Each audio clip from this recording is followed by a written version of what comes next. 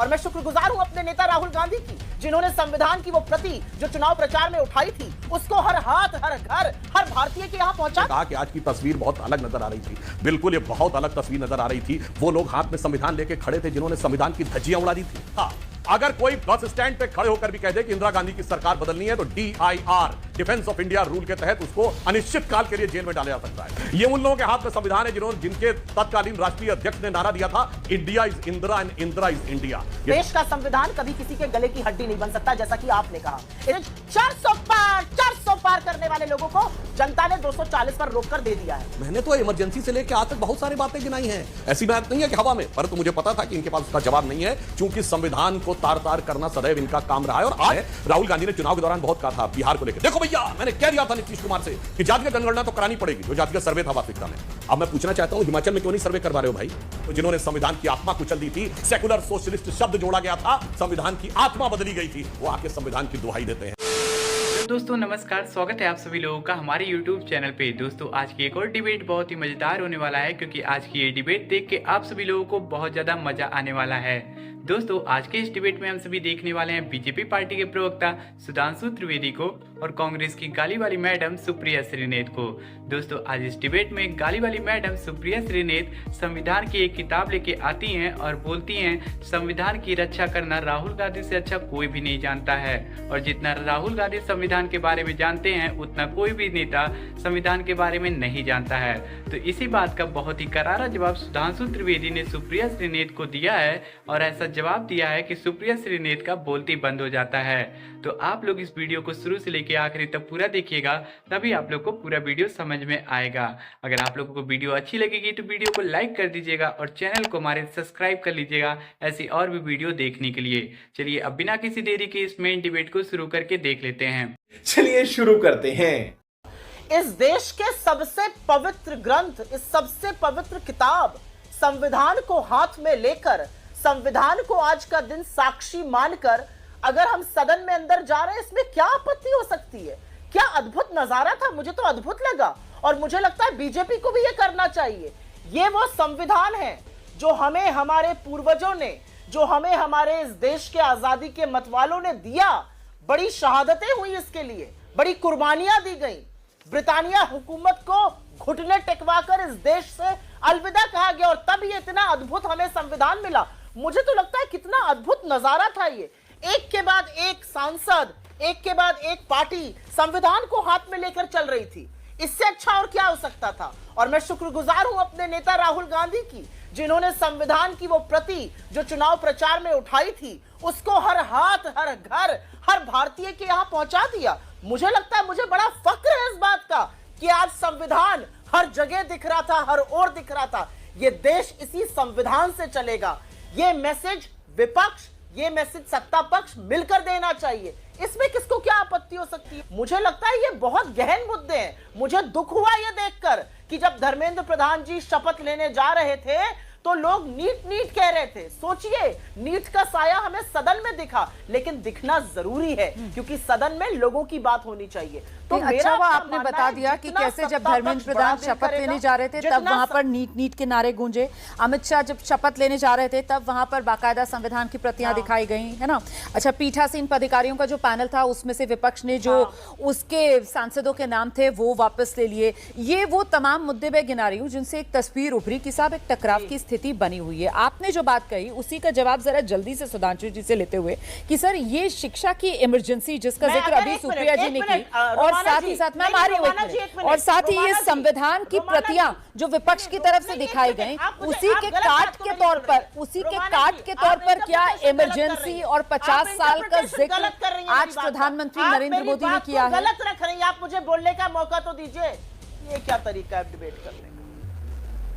सुधांशु जी बोल लीजिए। इस तरह से थोड़ी डिबेट होता है। मैं बोल रही थी और आपने, देखिए मैं बस इतना कहना चाहती हूँ धर्मेंद्र प्रधान जी पर, मैं एक बात कहना चाहती हूँ, धर्मेंद्र प्रधान जी के मुद्दे पर अगर नीट सुनाई दिया तो ये अच्छी बात थी। ये देश के लोगों का मुद्दा है। अगर संविधान की प्रति अमित शाह जी को दिखाई गई तो उनको याद रहना चाहिए कि इस संविधान के इतर उतर दूसरी कोई बात नहीं हो सकती है। इसमें क्या गलत है? आप बिल्कुल सही कह रही हैं। सुप्रिया जी ने कहा कि आज की तस्वीर बहुत अलग नजर आ रही थी। बिल्कुल ये बहुत अलग तस्वीर नजर आ रही थी। वो लोग हाथ में संविधान लेके खड़े थे जिन्होंने संविधान की धज्जियां उड़ा दी थी। इसी 25 जून को इस देश में वो स्थिति बनी थी कि सारा विपक्ष जेल में था, वो तो छोड़िए, नागरिकों के अधिकार समाप्त कर दिए गए थे। पुलिस आकर आपको जेल में डाल देगी और आप कोर्ट नहीं जा सकते थे। यही संविधान उन लोगों के हाथ में जब दिखता है तो ये बहुत दुखद और विडंबनापूर्ण लगता है। और इतना ही नहीं था, अगर कोई बस स्टैंड पे खड़े होकर भी कह दे कि इंदिरा गांधी की सरकार बदलनी है तो DIR, defence of India rule के तहत उसको अनिश्चित काल के लिए जेल में डाला जा सकता है। यह वो सरकार थी जिसने वो स्थिति उत्पन्न की थी जिसमें कोर्ट की प्रोसीडिंग में सॉलिसिटर जनरल ने कहा कि अगर जज ने यह कहा कि आप क्या कह रहे हैं कि सरकार किसी को गिरफ्तार कर लेगी तो हम देखते रहेंगे, तो सॉलिसिटर जनरल ने कहा मिलॉर्ड, अगर सरकार किसी को, अगर पुलिस गोली भी मार देगी तो आप देखते रहने के अलावा कुछ नहीं कर सकते।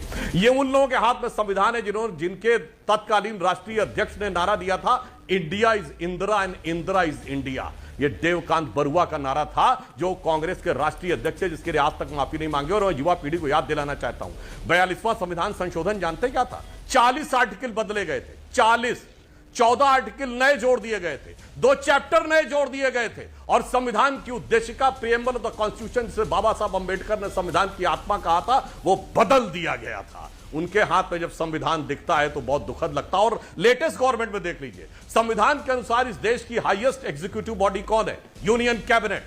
यूनियन कैबिनेट के ऊपर नेशनल एडवाइजरी काउंसिल किसने बनाई थी? वो संविधान का माखौल नहीं था क्या? ठीक है, जिसको सिर्फ कैबिनेट मिनिस्टर का रैंक था, वो नेशनल एडवाइजरी काउंसिल के चेयरमैन की फोटोएं बड़ी बड़ी लगती थी, विदेशी मेहमानों से वो मिलते थे बड़े बड़े। ठीक है, अरे आप तो बोल चुकी है, अभी तो मैं बोल रहा था। अरे भाई सुनने तो लीजिए, अभी सुन तो लीजिए। अब मैं बताना चाहता हूं, आप बोल चुके हैं भाई, वो नेशनल एडवाइजरी काउंसिल बनाकर संविधान का माहौल किसने उड़ाया था? और संविधान, अरे सुनिए, राष्ट्र के नाम संदेश नहीं, आप इतनी देर से बोल रही थी, मैं शांति सुन रहा था। और सुनिए, कैबिनेट के द्वारा प्रस्ताव को, अरे चिल्लाई नहीं, मैंने तो आपको अपने बोलने दिया। अब अनकंफर्टेबल फैक्ट पे डिस्टर्ब हो जाता है, प्रॉब्लम हो जाती है। Let me complete my submission.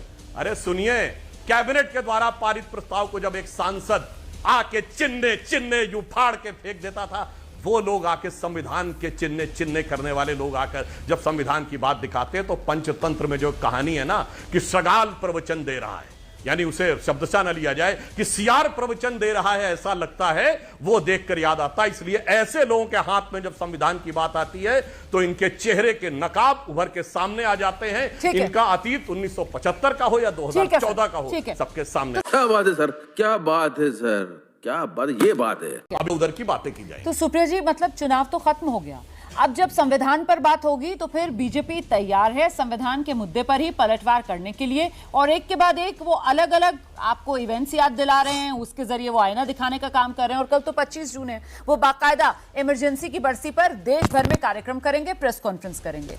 तो क्या लग रहा है, कहीं ये संविधान वाला मुद्दा उल्टे कांग्रेस के गले की हड्डी तो नहीं बनने वाला है? इस देश का संविधान कभी किसी के गले की हड्डी नहीं बन सकता है। इमरजेंसी वाला मुद्दा, संविधान इस देश का सबसे इमरजेंसी वाला मुद्दा, वो ग्रंथ है। एक मिनट बोलने दीजिए मुझे, बीच में मत बोलिए, आप बोल चुकी हैं, अब मैं बोलूं? नहीं। Thank you. इस देश का संविधान कभी किसी के गले की हड्डी नहीं बन सकता, जैसा कि आपने कहा। इस देश का संविधान इस देश की सबसे बड़ी ताकत है, इस देश की आत्मा है, और उसी संविधान से यह देश चलेगा। यह बहुत बड़ा मैसेज 400 पार करने वाले लोगों को जनता ने 240 पर रोककर दे दिया है। नीट का पेपर लीक होता है, धांधली होती है, बीजेपी कुछ नहीं कर पाई अभी तक, अनिश्चितता बनी हुई है। उसके बाद नेट का पेपर लीक हो गया, CSIR का पेपर स्थगित कर दिया गया, नीट पीजी 12 घंटे पहले स्थगित हो गया। चलिए आगे बढ़ते हैं। रेलवे तबाह कर दिया है इंडियन रेलवे को। बालासोर का कांड हुआ था 1 साल बाद, इसी महीने जून में फिर से कांड हो जाता है जलपाईगुड़ी में। क्या कर रहे हैं पता नहीं, रील बनाने में मस्त है रेल मंत्री, सैनिक हो रहे हैं। ठीक है, आगे की बात तो सुधांशु जी, ये विपक्ष के हाथ में संविधान है, लेकिन एक के बाद एक ये मुद्दे जो यहाँ पर सुप्रिया सुनीत गिना रही हैं, विपक्ष लोगों का ध्यान इन ओर खींचना चाहता है। तो फिर इमरजेंसी वाले जवाब से क्या सारे जवाब सत्ता पक्ष की तरफ से दे दिए जाएंगे? सुधांशु जी, आप बोलने का मौका ही नहीं दे रहे हैं। जैसी अपेक्षा थी सुप्रिया जी के पास संविधान से जुड़े किसी भी मुद्दे के, हो सकता है आप बाकियों की तरह कर जाती है। अरे भाई अब काफी हो गया भाई।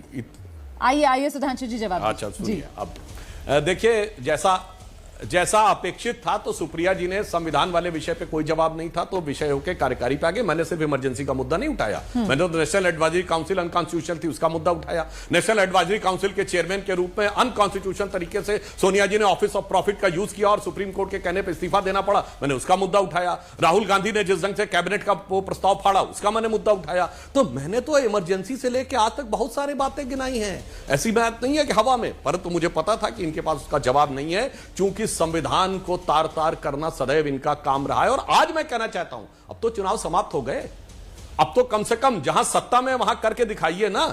आपने कहा था 5 तारीख के बाद 8,500 रुपया महीना खटाखट देंगे, दीजिए ना, कौन रोक रहा है। चलो राज्य में सरकारें हैं, 8,500 नहीं 6,000 रुपए देना शुरू कर दो। चलो आप कहेंगे पैसे की कमी है राज्य सरकारों में, इसका मतलब पहले तो स्पष्ट हो जाता है कि आपने हवा में बोला था। चलिए जिन चीजों में पैसे की जरूरत नहीं है, राहुल गांधी ने चुनाव के दौरान बहुत कहा था बिहार को लेकर, देखो भैया मैंने कह दिया था नीतीश कुमार से कि जातिगत जनगणना तो करानी पड़ेगी, जो जातिगत सर्वे था वास्तविकता में।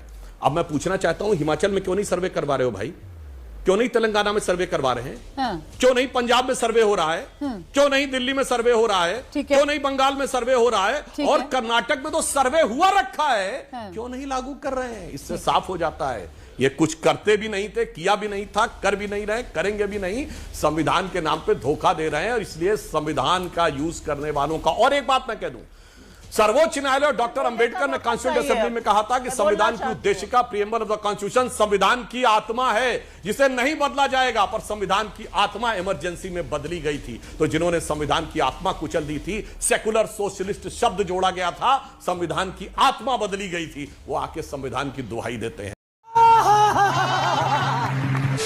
तो आज का ये वीडियो यहीं पे खत्म हो चुका है। उम्मीद करता हूँ आप सभी लोगों को ये वीडियो पसंद आया होगा। अगर आप लोगों को राहुल गांधी और सुप्रिया श्रीनेत के बारे में कोई राय रखना है तो आप लोग अपनी राय हमें कमेंट बॉक्स में जरूर बताइएगा। अगर आप लोगों को वीडियो पसंद आया है तो वीडियो को लाइक कर दीजिए और हमारे चैनल को सब्सक्राइब कर लीजिए, क्योंकि हमारे चैनल पे ऐसी डिबेट वीडियो आता रहता है। अगर आप लोगों को सुधांशु त्रिवेदी का डिबेट देखना पसंद है तो आप लोग कमेंट बॉक्स में जाके सुधांशु त्रिवेदी का नाम कमेंट कर दीजिएगा, ताकि हम ज़्यादा से ज़्यादा डिबेट लेके आएँ और आप तक पहुंचा देते रहेंगे। तो जल्दी मुलाकात करेंगे एक नए धमाकेदार वीडियो में। तब तक के लिए आप लोग अपना ध्यान रखिएगा। जय हिंद, जय भारत, वंदे मातरम, जय जय श्री राम।